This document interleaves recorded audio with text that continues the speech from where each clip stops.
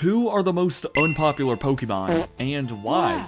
Well, to answer the first part of that question, there's been plenty of surveys dished out over the years, like the Pokemon of the Year vote, but you can only find the results for the top Pokemon, which is a shame. Fortunately for us, a Reddit user by the name Mamma Mia put together their own survey 6 years ago that received over 52,000 results. Yeah, that's gotta represent a good portion of the fan base. Well, hold on, how many people were playing Pokemon in 2019? Oh. 52,000 divided by 16 million. Well, I mean, if you round up a bit, that's not too bad. Hey, look, we gotta work with what we got. Nonetheless, today's goal in Pokemon Fire Red is to find out who the least popular Pokemon are in Kanto, and not only give them the chance they deserve, but try to figure out what makes them so unpopular in the first place. Before we could do that, though, we had to give our rival a very important name. Smelly Butt. Haha, yeah, that'll show them. Now, obviously, none of the starters are considered unpopular, but our first real team member can be found before Gym number 1. To the left of Viridian City is Spearow. Yeah, coming in with 2 votes in the survey, it's tied at 770th place, with mons like Pupitar, Huntail, and Tornadus. Wait, what Tornadus? For real though, what makes so many people pass up on Spearow? Don't get me wrong, its stats are nothing to write home about, with attack and speed being the only decent ones, but in my opinion, it's more than just that. Pidgey can be found much more abundantly at the beginning of the game, Pidgeot got the spotlight in the anime, and a Mega Evolution, so everything screams Pidgey is the better option. The funny thing is, Spearow is more viable from the start, as it gets Peck right away, which is much more valuable than Pidgey's Gust. This makes Viridian Forest a breeze with all the bug catchers in there, so what's really stopping Spearow? Oh, okay, minus getting poisoned, what's actually stopping— Hey, I know! I'll use my trusty frying pan as a drying pan! Oh, that's right. You see, Spearow doesn't stand much of a chance in Brock's ground-type gym. Yes, ground-type gym. Peck can hardly touch even the gym trainer's Geodude, and I could try spamming Leer to help, but Geodude loves that defense curl move, so it's basically no use. Luckily, grinding isn't all that bad with the optional rival fight on Route 22 and all the bug types in the forest.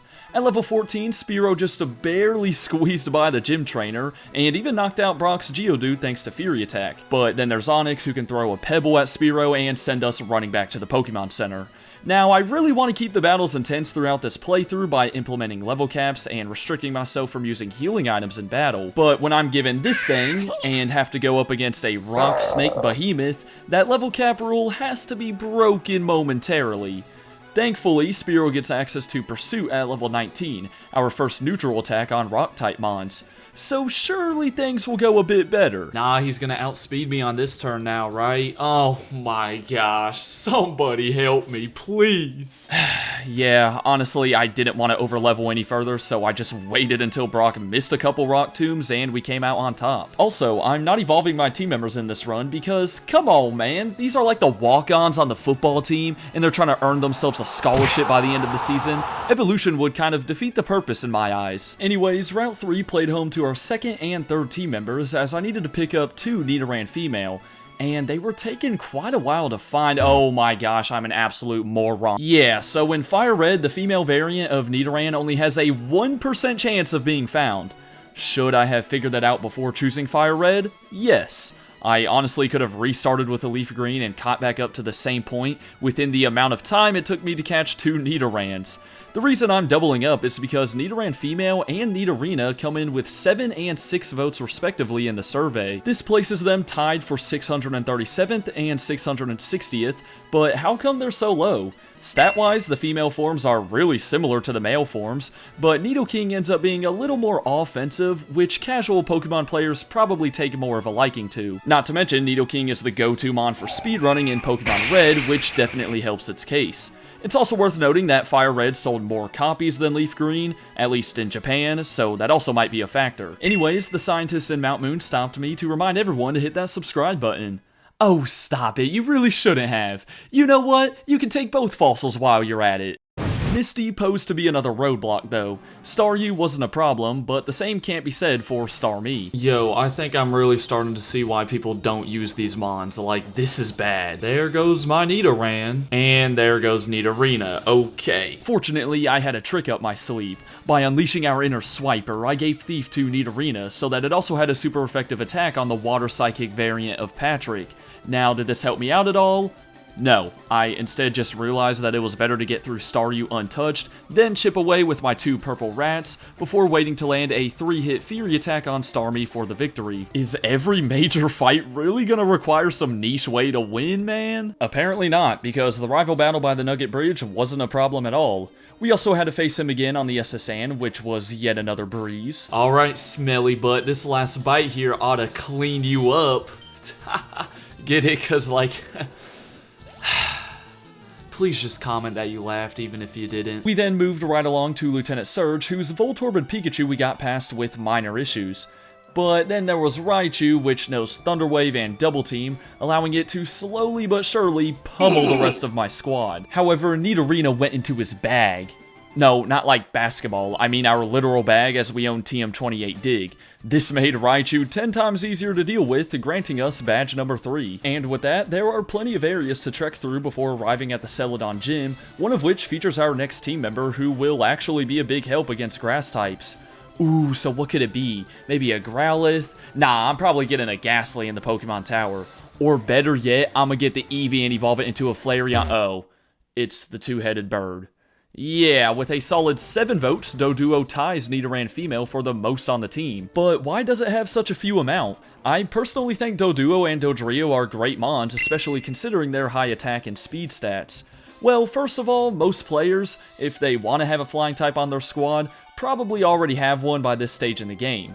Whether it be Charizard, Pidgeot, Fearow, or heck, maybe even Golbat. Secondly, Doduo is straight nightmare fuel if you watch that one PokeEarth video about it. Oh my gosh, he got the leg! Oh, you're cooked! One last resort.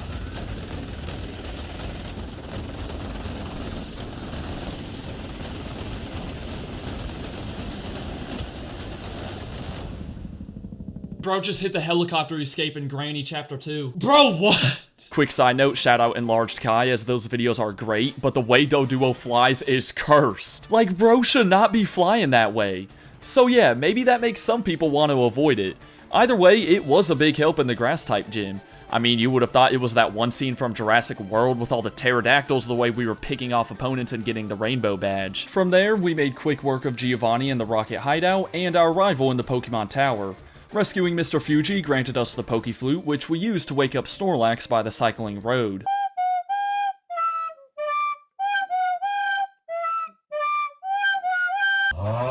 At this point, the game opens up a little bit as we could go after the Fuchsia or Saffron gym, both of which share the same level cap, but we'll deal with that dilemma later. For now, it was time to nab the last couple of members on our team. I retrieved the Goodron from the fisherman in Fuchsia City, and sat in his backyard until I hooked a Goldeen. I'm sure at least some of y'all expected this Nemo wannabe to be featured in this video. Goldeen got 2 votes in the survey, and I'm not shocked at all. Stats-wise, it's pretty bad. Design-wise, it's kinda boring, and Seeking doesn't even do much to improve upon that.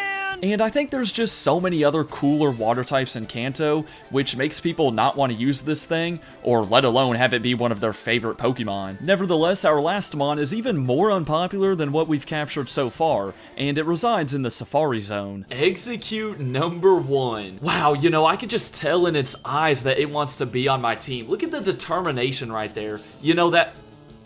Oh, my bad. Yo, easy mistake. It was Execute number 2 that wants to be on the team. You know, they just look really similar. I kind of got them mixed up. Like, that's my fault on that. We're going to throw the Safari Ball right here. And, I mean, catch him first try. I'm really not even too worried about this thing. Okay, so you're going to... Oh. Okay. 3rd time's the charm. Y'all know that's what they say around here. You know, I kind of just forgot to wear my glasses today, and I was getting confused. Execute number 4. Guys, 4th time's the charm. Yeah, I think this is gonna be the one to stay in. Come on, man, I'm begging you, please, bro. I'm legit in my local Walmart on my knees begging. Just stay in the Safari Ball. I don't like being in here anyways, thank you so much. That's right, Execute of all things got a measly 1 vote out of over 52,000 in the survey. That ties it with mons like Patrat, Alomomola, and Trumbeak. I mean, come on, what did my boy do to deserve this? I know he's getting expensive nowadays, but that ain't his fault. I really don't know what drives people away from Execute. Is it the semi-gross broken egg in the back, the sort of mid-stat line, or the fact that it gets overshadowed by stuff like the Abra and Drowsy lines? No matter what, I'm determined to give Execute the spotlight it deserves today. Now let's discuss that level cap problem. Both of Koga and Sabrina's ace are level 43, meaning if I want to continue abiding by my set of rules, I can't get all the way to the cap upon fighting the first of the two. For now though, my main focus was simply grinding up the new members, which was easy thanks to all the terrible grunts in the Silphco. Yeah, you heard me, start getting your money up, not your bunny up. Smelly Butt over here though absolutely crushed us. Are my levels still kinda low? Yeah, but man, this wasn't even close. I guess bro got tired of all the bullying.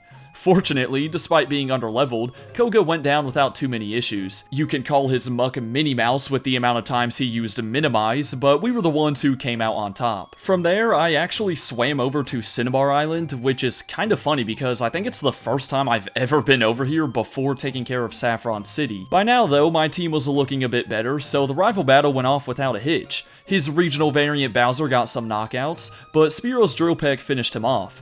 Giovanni, unsurprisingly, didn't have much to show for, so it was on to the next two gyms. Alright, Sabrina, thank goodness most of your team has awful physical defense. I think a simple tri-attack will do the trick against Kadabra.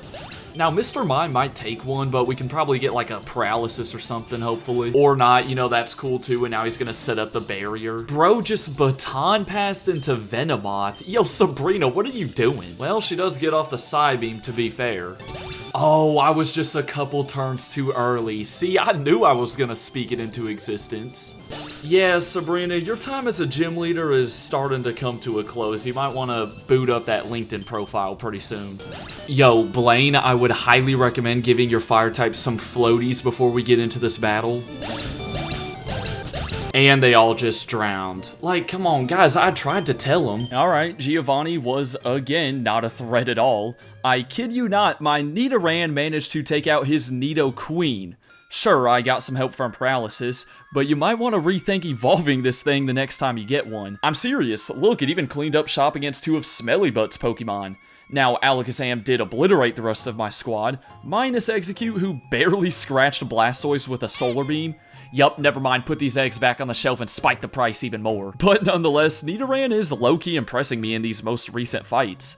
Upon getting my team to the level cap, the battle went a lot better, with two Mons being alive by the end to triumph Blastoise. And just like that, my team of underappreciated misfits has reached the Pokemon League. I went ahead and got them all to level 63, the ace of the champions team. Yes, I know they'll probably gain a couple of levels during the Elite Four, but come on, look what I'm working with. Is mayonnaise an instrument? All these pre-evos produce not so great movesets, so I figured I'd go ahead and take a look at my TMs. This resulted in almost everyone getting a buff, as Nidorina got Toxic, Execute got Giga Drain and Psychic, Spearow got Return, and Doduo got Steel Wing.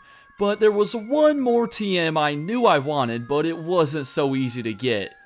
Oh yeah, that's right, the casino! Remember, do not excessively attend the Pokemon Game Corner. Side effects may include loss of Pokédollars, possible encounter with Team Rocket members, anger, frustration, nausea, dizziness, headaches, dry mouth, and diarrhea. Talk to your local doctor or call 1-800-Celadon City to learn more. Okay, actually though, I wasn't playing any of the slot machines. I just needed to buy some coins to purchase TM13 Ice Beam and give it to Goldeen. With all the final preparations made, it's time to see if we can conquer the Elite Four. Lorelei, oh Lorelei, I'm kind of worried because I don't have anything good against ice. I guess Toxic is a good way to start. I mean, she's kind of more so setting up, and I'm getting special defense drops, which is nice. Oh, she's gonna full restore though, huh? Okay, Nidorina, you didn't do too bad, but you're going down right here. Really hoping a tri-attack one-shots you from that range.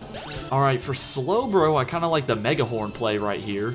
Please let Giga Drain be a one-shot. Cloyster does not have good special defense. And you lived with a Sliver. Great. Golly, we don't even outspeed Lapras. Leech Seed has been put up though, so I'm good with going down here. Nidoran put him some work. Time for Doduo to finish it off. And I think Mega Horn's the easy call here against Jinx. Bruno, little do you know I'm actually more shredded than you. But don't bother fact-checking that or anything. Wow, okay, that was even easier than I thought. For some reason, I feel kind of good about the Agatha fight. Now, what kind of damage does this do to Gengar? Okay, not terrible. And we don't miss from the double team. That's nice. Ice Beam's got to be the play here on Golbat. I think we live another Air Cutter with Silverdeen right here. Yes, sir. Wasn't sure if Execute was going to take out Arbok, but I'll take it. Wow, this thing is really right at half health. I wonder if another Drill Peck kills. Oh, you're joking, man. And one more Crunch should almost do the trick, but Haunter's going to take itself out. Nice. Come on, man. Stop playing with this team. Lance, you are definitely the one I'm most afraid of. I think my best bet is to just Leech Seed Poison Powder and try to stall Gyarados. Maybe I can get some health back with the Giga Drain too. If he doesn't flinch with a bite, I think we're fine. Or he's gonna whip out the Hyper Beam. Wow, Execute lived that. Holy cow. Okay, disregard what I said a minute ago. Take this guy back off the shelves. Aerodactyl's definitely a little tough, just letting Nidorina do some chip damage. But now he has to recharge thanks to Hyper Beam, so Goldeen should kill it right here. Oh wow, I love this damage against Dragonair. And I would like to say Ice Beam's going to be an Oko here, but I really can't tell with Goldeen. Oh my goodness, not even close. Come on, give me the crit right here. If there's ever a time I've needed it, it's right now. And we don't get it. Maybe you'll make up for it by paralyzing or freezing with Tri-Attack? Haha, see, the game knew all along. But I am now only down to Nidoran, so I really need him to get, like, fully paralyzed. That would be nice. That doesn't happen. I don't think we're living Hyper Beam. Oh my gosh, he did. Yo, I will possibly never evolve Nidoran ever again. Smelly butt. What you got here for us at the end? Honestly, he's got a lot because I don't know if I beat him. Oh, Feather Dance is just brutal stuff off the bat. All right, he went to Rhydon while I went to Goldeen. I kind of made the nice read there. And then he comes to Executor. Little does he know I have quad effective Mega Horn. Oh man, here's the guy I absolutely dread. Spearow, do you outspeed him? No. 6 levels above, does that help? Not one bit. Doduo, maybe you got it? Oh golly. Well, Alakazam just about one-shot sweeps my entire team. So, hey, level cap gonna be broken just a bit. Level 66, does that give us the advantage? It does in the speed stat, but not with the one-shot. Yo, we live on 6 this time, though. I actually already killed his Pidgeot this time, too, so we're looking solid. The paralysis on Arcanine is huge. Now, I think another Tri-Attack puts him in full restore range, so I'm actually gonna Steel Wing here. And don't Duo misses, but we get lucky. He misses again, bro. What are you doing? I mean, a dig has to kill at this point. Oh, a crit. I don't know if we needed it, but we probably did. Last up, regional variant Bowser. We got a Toxic first, and I guess I try to hope for some special defense drops maybe, or we're just gonna get one-shotted. Execute, my guy. It's all up to you. I need you to take a hit, get a Giga Drain off, and then I think Toxic finishes him off. The least popular Pokemon on my team. Come on, baby. Pull through right here, man. Pull through. Oh, let's go. What a fitting ending for Execute right here. Wait, no, the Citrus Berry. I forgot. Does Toxic still kill? Ooh, okay. Okay, he had me for a second. They had me in the first half, not gonna lie. And yeah, Smelly Butt, I think you're just gonna stay stinking forever, man. Hate to break it to you. Well, that was pretty cool. It was fun to use these unpopular Pokemon, who aren't nearly as strong as others, as it made for some interesting fights. Yeah, their low stats got annoying at times, but you know what was more annoying than that? The amount of times I had to hit B to stop an evolution.